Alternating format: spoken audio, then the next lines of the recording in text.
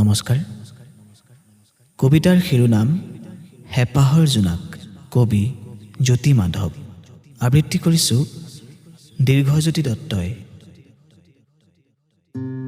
তুমি ফাগুনৰ কোলাত বসন্তৰ নৱ যৌৱনে আবিৰ সানি মেঘালী সৌন্দৰ্য বিলাই দিয়া অনামী প্ৰেমৰ সুবাস, হৃদয় উতলা কৰা মনৰ কোমল অনুভৱৰ পূৰ্বাভাস।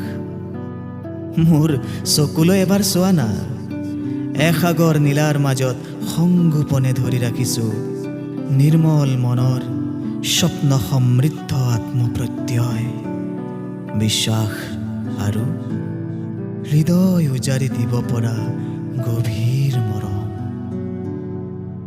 প্ৰেমৰ বৰষুণত তিয়াই সজীৱ কৰি ৰখা মৰমবোৰ মনৰ পথাৰত লহপহকৈ বাঢ়ি আহিব এদিন জানা।